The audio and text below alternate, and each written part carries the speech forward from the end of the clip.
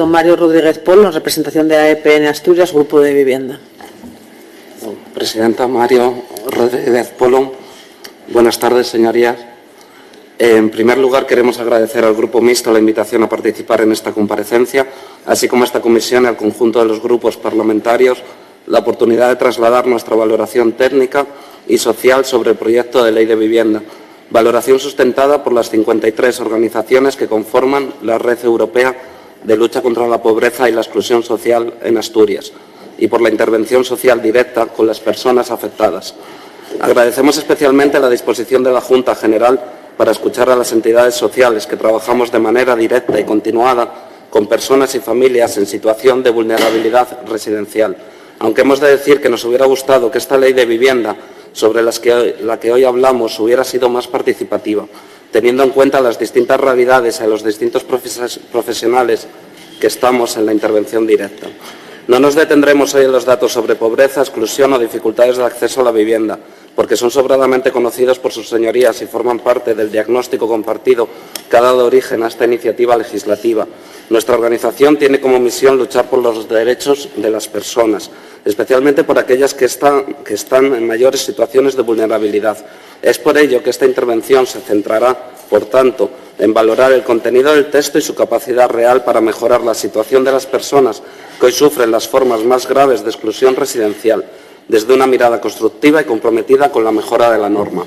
Porque cuando hablamos de vivienda, señorías, no hablamos de ladrillos, hablamos de salud, de seguridad, de dignidad, de la posibilidad de construir un proyecto de vida. Hablamos de derechos. En primer lugar, queremos manifestar de forma clara que valoramos este proyecto de ley como un avance muy relevante en la política pública de vivienda del Principado de Asturias. Supone una apuesta decidida por un modelo público estable y no especulativo, en un contexto en el que durante décadas la vivienda ha sido trasladada fundamentalmente como un activo financiero y no como un derecho social. Consideramos especialmente positivo que el derecho a la vivienda se sitúe como eje central de la norma, reforzando su carácter de derecho social básico y reconociendo su condición imprescindible para el ejercicio efectivo de otros derechos. Queremos destacar el carácter pionero de esta ley al reconocer expresamente la vivienda como determinante social de la salud. Este enfoque es especialmente acertado y plenamente coherente con la evidencia científica. La inseguridad residencial, el hacinamiento y la infravivienda inciden de manera directa en el deterioro de la salud física y mental, y la ausencia total de vivienda intensifica estos factores de forma extrema, exponiendo a las personas a mayores tasas de enfermedad crónica, problemas de salud mental, consumos problemáticos y mortalidad prematura. Igualmente relevante es el blindaje jurídico del parque público de vivienda, evitando su enajenación y garantizando su destino permanente al alquiler asequible. Esta medida supone una ruptura necesaria con políticas pasadas que contribuyeron a la descapitalización del parque público. En conjunto, nos encontramos ante una ley ambiciosa, estructural y bien orientada, que sitúa a Asturias en una posición avanzada en el contexto estatal. Al mismo tiempo, consideramos que este es un momento especialmente oportuno para que la norma sea, además, verdaderamente transformadora.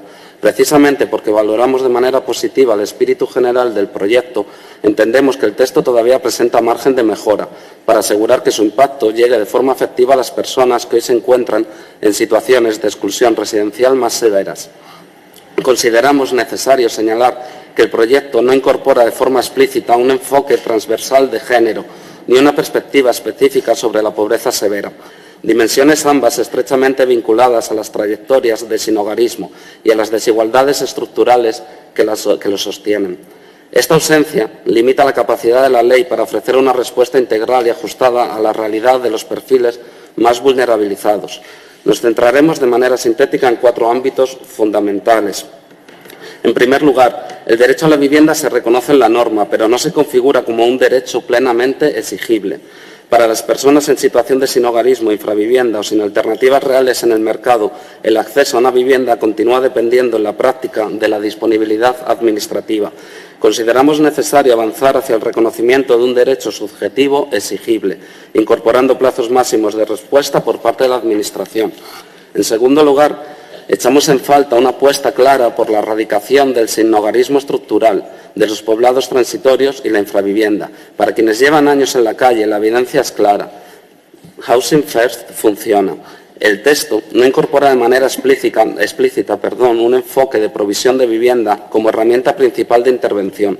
No prevé una reserva específica de vivienda pública para estos colectivos y tampoco contempla de forma expresa realidades como los poblados transitorios y el chabolismo. Entendemos que esta es una oportunidad que no debería desaprovecharse.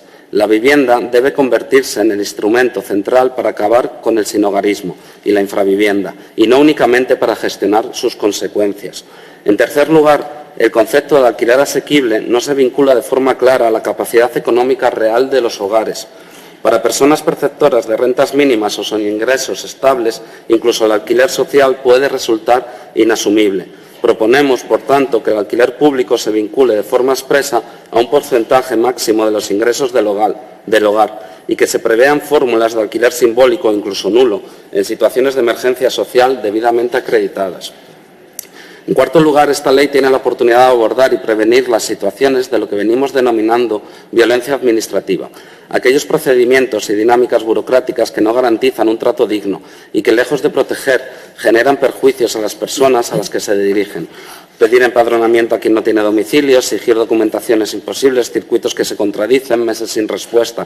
Esto no solo genera sufrimiento, expulsa del sistema a quienes más lo necesitan. Esta realidad afecta al conjunto de la ciudadanía, pero lo hace con especial intensidad en quienes más necesitan acceder a la vivienda pública, como son las personas migrantes, las personas jóvenes extuteladas, las personas sin empadronamiento o documentación incompleta, personas mayores, personas con discapacidades, etc. Es imprescindible que la norma incorpore garantías de accesibilidad real, acompañamiento administrativo y flexibilidad procedimental para evitar que la propia Administración se convierta en una barrera de acceso al derecho. De manera complementaria, consideramos que el proyecto no desarrolla suficientemente un enfoque interseccional, ni garantiza mecanismos estables de participación directa de las personas afectadas por la exclusión residencial, ni de las entidades sociales que trabajamos con ellas, en el diseño, seguimiento y evaluación de las políticas públicas de vivienda. También entendemos necesario que la ley incorpore fórmulas jurídicas y procedimentales que refuercen y blinden la protección de los menores, dada la evidente incoherencia existente entre la obligación de protección de la infancia y la dificultad real de acceso a una vivienda por parte de muchas familias con menores al cargo.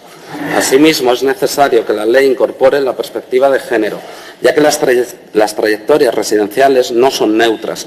Las mujeres soportan violencias económicas, cargas de cuidados, precariedad laboral y, en muchos casos, dependencia de agresores que condicionan su acceso a la vivienda. El sinhogarismo femenino, además, es mayoritariamente oculto. Mujeres que enlazan noches en casas de amistades, sobreocupación, situaciones que ponen en riesgo su integridad. A ello se suman realidades de jóvenes extutelados, personas migrantes sin redes, personas con discapacidad o personas LGTBI+, que encuentran barreras específicas para acceder a un hogar. Una ley que aspire a la inclusión debe escuchar esta diversidad. La ley y la Junta, por supuesto. El reto específico del medio rural. No queremos finalizar esta intervención sin referirnos expresamente al ámbito rural. Nos preocupa de manera particular la situación del acceso a la vivienda en las zonas rurales. El derecho a permanecer en el lugar donde cada persona decide desarrollar su proyecto de vida es un pilar esencial de la cohesión territorial. Sin embargo, este derecho no puede ejercerse sin un acceso real a la vivienda. Hoy el medio rural no tiene capacidad para acoger ni a su propia población joven que desea permanecer, ni a las personas que aspiran a iniciar un nuevo proyecto vital en estos territorios.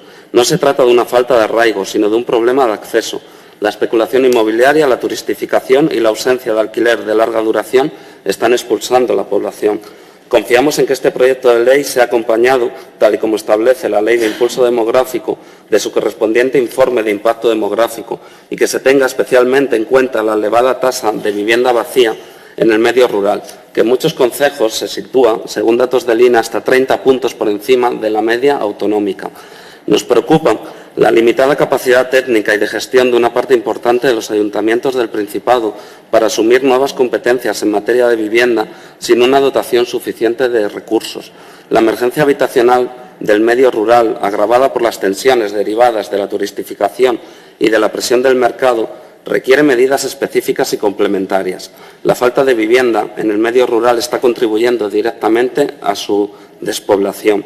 Para concluir, señorías, consideramos que este proyecto de ley constituye una base sólida y valiosa para una política pública de vivienda más justa en Asturias, pero creemos también que si no se incorporan mejoras en su dimensión garantista, social y de accesibilidad real, existe el riesgo de que la ley proteja de forma muy eficaz el sistema de vivienda, pero proteja de forma insuficiente e incluso penalice a quienes hoy no tienen vivienda. Si reforzamos su carácter de derecho exigible, su enfoque social, su atención a la exclusión residencial más severa y su adaptación a la realidad administrativa y territorial, esta ley puede convertirse no solo en una buena ley, sino en una herramienta decisiva de inclusión social y de lucha contra la pobreza en el Principado de Asturias. Les agradecemos nuevamente la oportunidad de comparecer y quedamos a su disposición para profundizar en estas propuestas. Muchas gracias.